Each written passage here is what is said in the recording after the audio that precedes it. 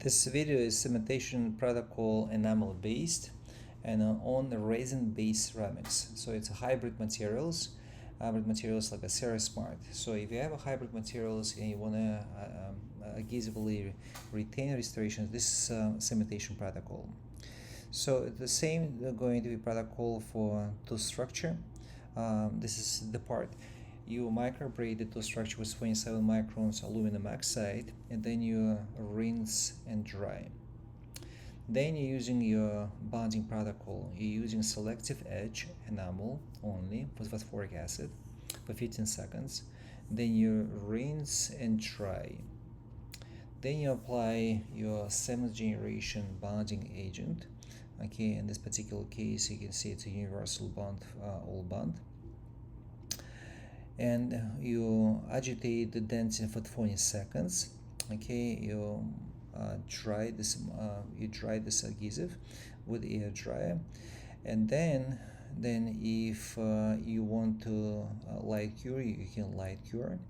That's what I usually do before cementations only with resin-based ceramics.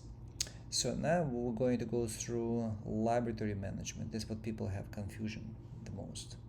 The laboratory management, when you prep or fabricate restoration, if you use a CEREC, or you receive the restorations from laboratory, you microabrade with 27 microns inside the restoration.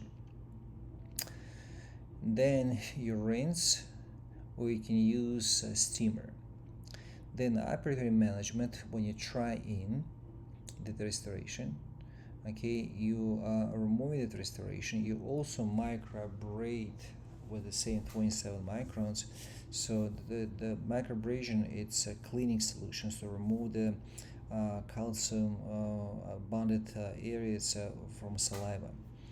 Then you again rinse with water, and I usually use also steamer just to clean the area. Then you apply bonding agent inside the restoration with a micro brush.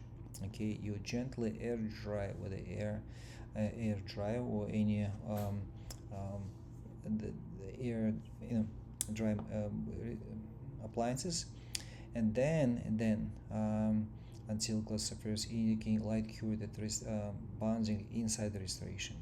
And now that's restoration and the tooth structure ready for cementation, and you can use a light cure resin cement, or you can use composite material like a sonic fill or other and other composite materials of your choice. So hopefully this protocol probably help you with your everyday practice.